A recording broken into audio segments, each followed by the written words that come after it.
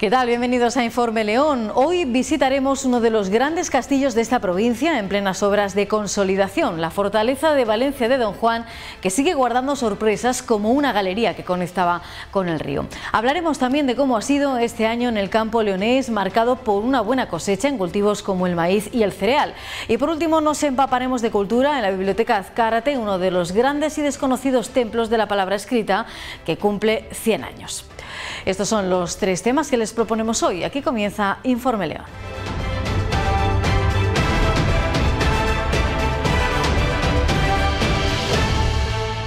Es la gran joya del patrimonio de Valencia de Don Juan y en su interior se ha fraguado la vida de esta villa desde hace siglos, tanto dentro como fuera de sus muros. Ahora afronta una obra de consolidación de sus estructuras en las que han salido a la luz algunas sorpresas, como una galería que originariamente conectaba el castillo con el río. Este acceso, que ha permanecido oculto, se convertirá en una nueva entrada de los visitantes tras las obras.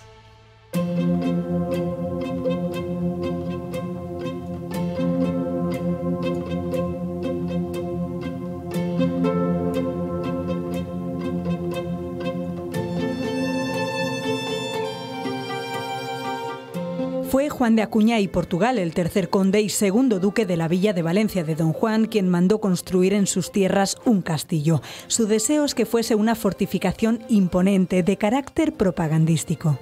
Pero él no partiría de cero, él partiría de una casa fuerte o torre fortificada que él habría heredado de sus padres y abuelos, y sus padres y sus abuelos cuando llegaron en las finales del siglo XIV tampoco partieron de cero. Sabemos que Fernando II de León repuebla Valencia de Don Juan a finales del siglo XII y la dota de una muralla terrera, y sería sobre esa base de muralla terrera sobre la cual los Acuña empiezan a fundar sus nuevas fábricas. Es la joya del patrimonio de Valencia de Don Juan, que actualmente se está sometiendo a una obra de consolidación. Un castillo, una fortaleza del siglo XV, estilo gótico militar, que es la perla de Valencia Don Juan, y que tenemos que trabajar todos juntos, todas las instituciones, que es muy de agradecer, Junta de Castilla y León, Diputación Provincial de León y Ayuntamiento de Valencia Don Juan, por intentar mantenerlo en pie y darle aún más empaque del que ya tiene.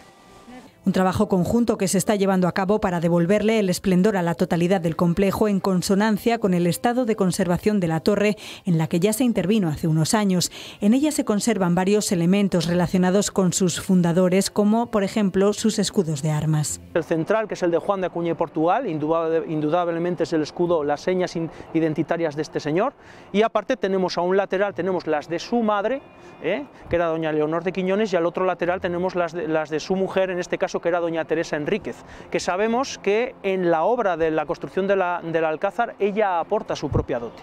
La primera fase de las obras está ejecutada al 80%. Pero queda una parte fundamental sobre la que trabajar, y es sobre la consolidación precisamente del talud de escarpe sobre el que se asienta, sobre la ladera en la que se asienta el castillo, que corría serio riesgo de derrumbe, así como recalzar las torres noroeste y suroeste, que también en algunos tramos estaban incluso volando, ya no estaban sostenidas por material.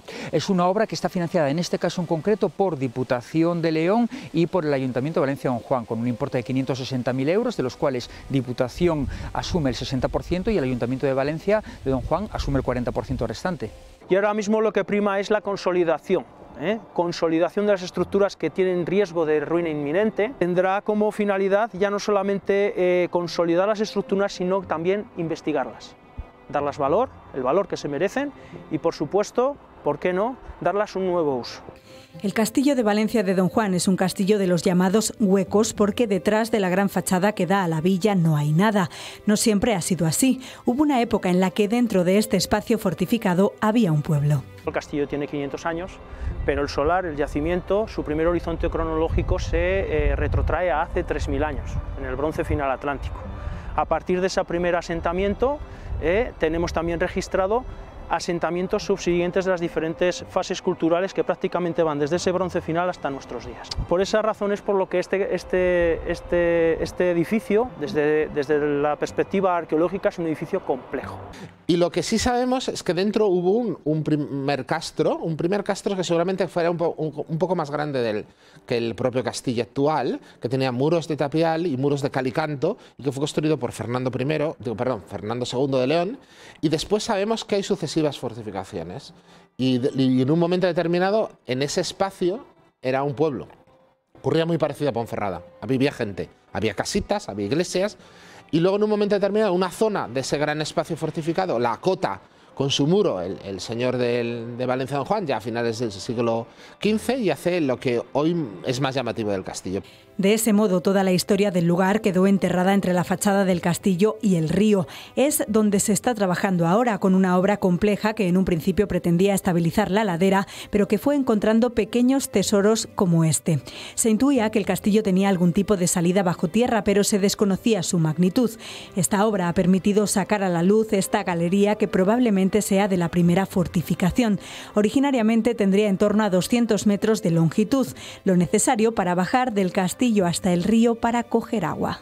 Había una pequeña poterna, o sea, suponíamos que había una salida desde el castillo, pero no se suponía que fuera una mina de esta profundidad. Había como una pequeña cueva y dijimos, bueno, seguramente sea una salida del castillo, pero no sabíamos que era una galería de esta dimensión y de este tamaño. La galería tendrá en torno a 200 metros, un poco menos, pero parte se ha perdido, porque desde este punto hasta el río se ha perdido completamente, y desde aquí hacia dentro del castillo creemos que en alguna medida algún otro sector se conserva entero. Lo que ocurre es que al final de estos 20 metros tenemos un derrumbe, y es un derrumbe que no podemos atacar desde abajo. Los derrumbes en una galería subterránea no se pueden atacar nunca desde la galería, hay que atacarlos desde arriba. Entonces, hasta que no podamos atacarlo desde arriba, no podremos despejar ese derrumbe, pero creemos que después del derrumbe la galería continúa. Normalmente hay dos tipos de minas, las minas que son rectas, como la de Ponferrada, que son minas que estaban pensadas para colocar una tirolina y subir los calderos, y luego están las minas que van dando quiebros,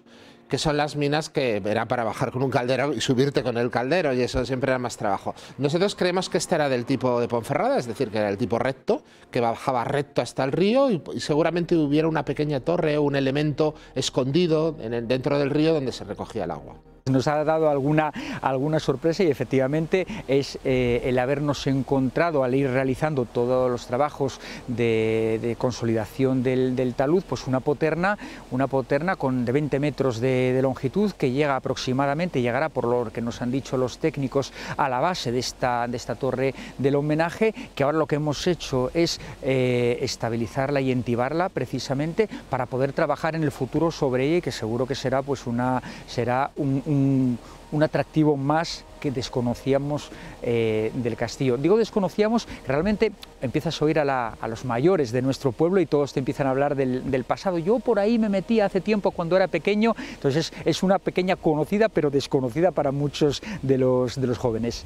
No es el único hallazgo relevante. Las obras también han sacado a la luz un primitivo sistema de recogida de basuras con 500 años de historia. Por ejemplo, hemos descubierto dos depósitos, dos cenizales o basureros.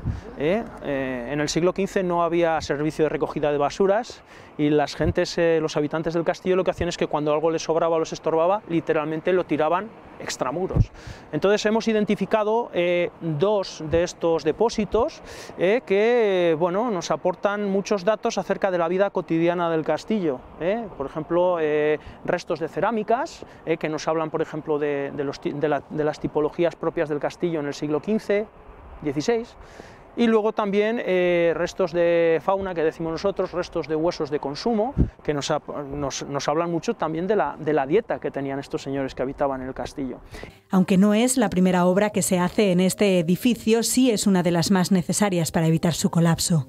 Era una obra necesaria porque se estaba viniendo abajo el lateral del castillo. Era una obra, pero es una obra, se ve claramente, muy de ingeniería y muy dirigida por un ingeniero, y lo que está haciendo es básicamente intentar respetar todos los elementos que son valiosos y que después rehabilitaremos. Ahora mismo lo que estamos haciendo es protegiendo la entrada de la mina, para después, cuando le toque, hacer un trabajo de restauración y recuperación de la mina, una vez que seamos capaces y que tengamos presupuesto y que sepamos, por ejemplo, hasta dónde conduce por el interior. Tenemos el problema que estamos al borde de un río, que el río se ha ido comiendo el cerro, pero al mismo la propia posición del castillo sobre ese cerro que se está comiendo, que es una cosa, por otro lado, normal, es decir, ríos que se están comiendo cerros que tienen castillos, hay muchos. La galería descubierta se hará visitable, será una puerta de entrada para el turista, una forma de adentrarse en el castillo como lo hicieron sus primeros moradores.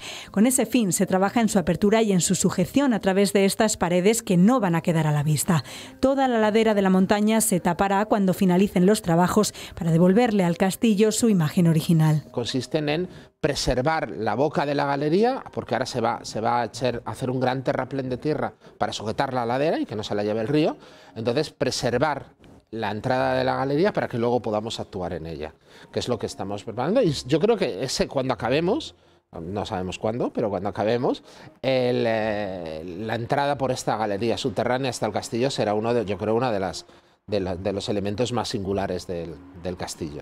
Esta obra, además de sorpresas, ha encontrado problemas, como un cimiento que ya se había fracturado, que estaba en el aire y que terminó por desprenderse. Quedará ahora unido al castillo a los pies de donde se deslizó. El río ha ido comiendo la ladera y al final hay un cimiento del castillo que estaba en el aire, que estaba ya fracturado, y entonces cuando se ha intentado sujetar se les ha desplazado, y pese a que por parte del equipo director de la obra habían hecho todos los esfuerzos posibles, porque y habían seguido todas las indicaciones que nosotros les habíamos dado, pero bueno, hay cosas que no se puede, es decir, el cimiento no tenía ninguna base y simplemente se fue deslizando, y lo que se va a dejar ahora es a los pies de donde deslizó un cimiento que ya estaba en el aire cuando empezaron la obra.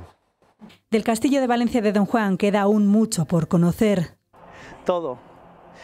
Y te digo por qué. El castillo a día de hoy, fíjate, tienes aquí toda la explanada delante de nosotros, y a día de hoy es un terreno virgen. No se ha excavado arqueológicamente.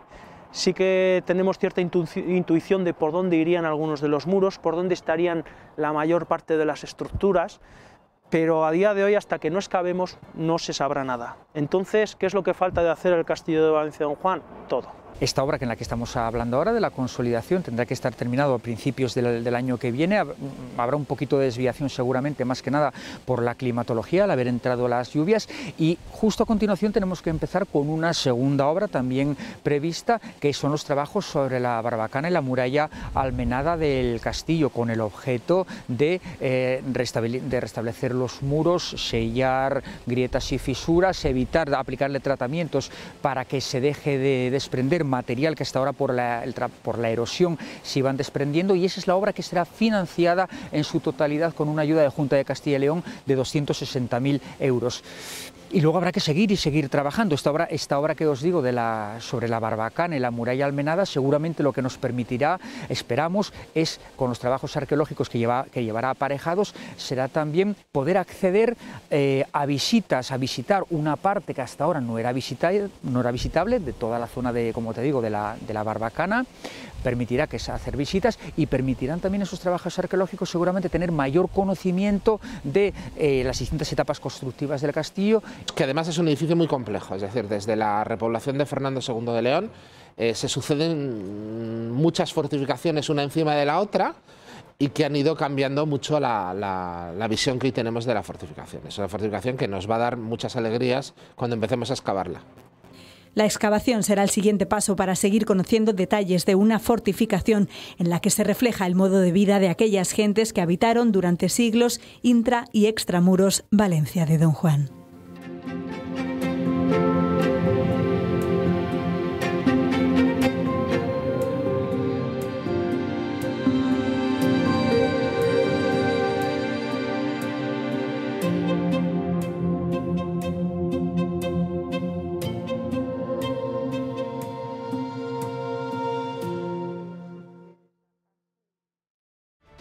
La de este 2021 ha sido una cosecha histórica en el maíz de la provincia. Además de ser la zona con mayor producción de este cereal en León, el páramo ha alcanzado en esta campaña los mejores precios para su 1 millón de toneladas de maíz cosechadas. El producto pasa por un controlado proceso para llegar al mercado.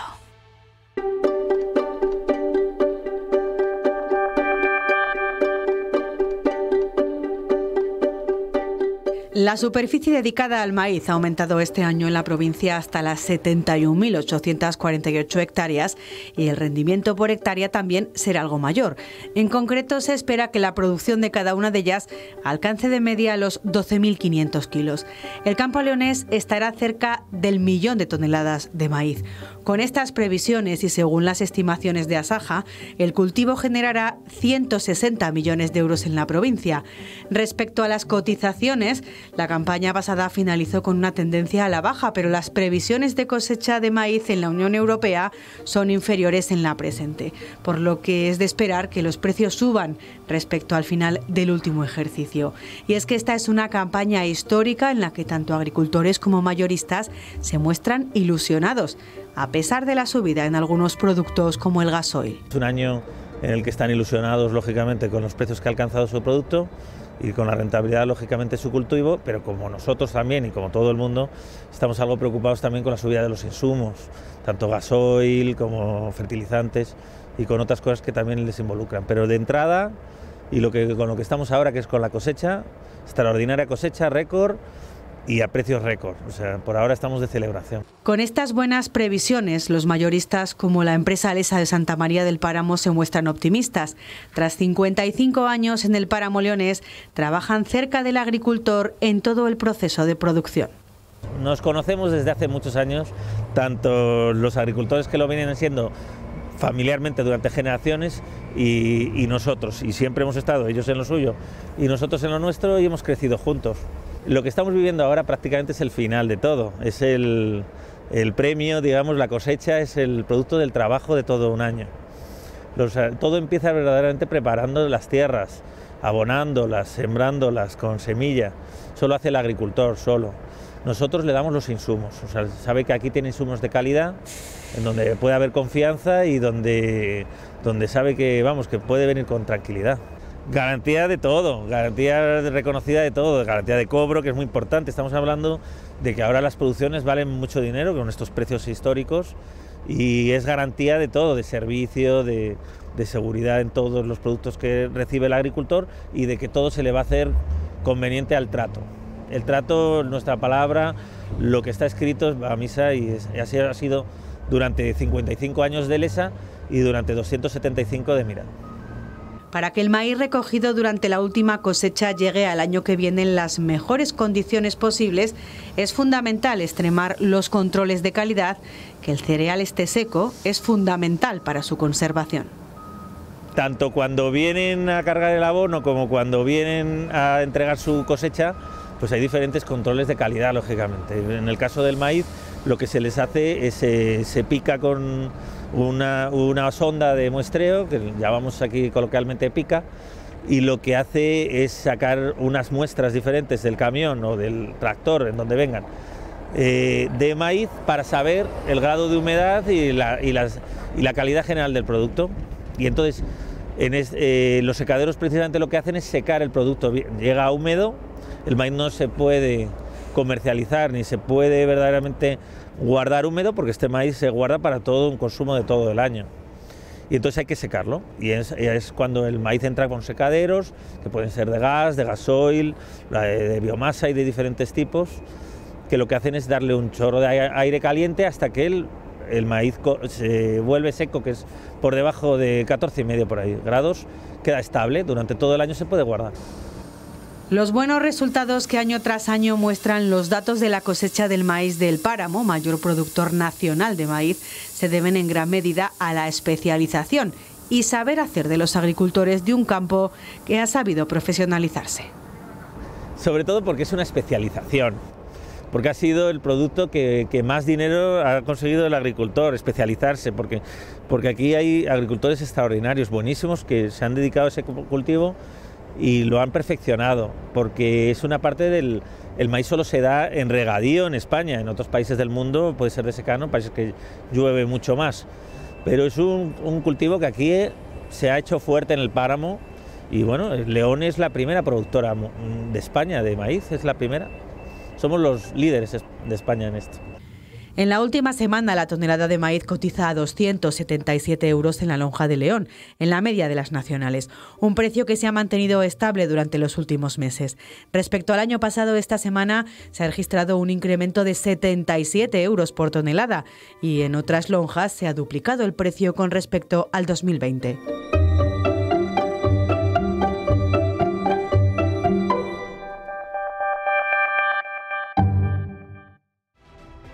Conserva la esencia del siglo que la contempla como uno de los referentes culturales de la ciudad de León. Sus estanterías de madera, originales de 1921, cuando se inauguró, la convierten en una joya que alberga más de 12.000 volúmenes de libros que pertenecieron a Gumersindo de Azcárate. Lleva año y medio cerrada por la pandemia y de momento no abrirá hasta enero de 2022.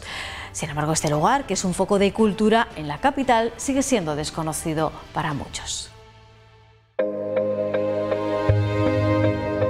Es Gumersindo Azcárate en su despacho rodeado de miles de libros.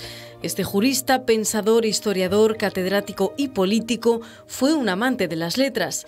Nacido en León en 1840, se pasaba horas de niño leyendo en la biblioteca de su padre.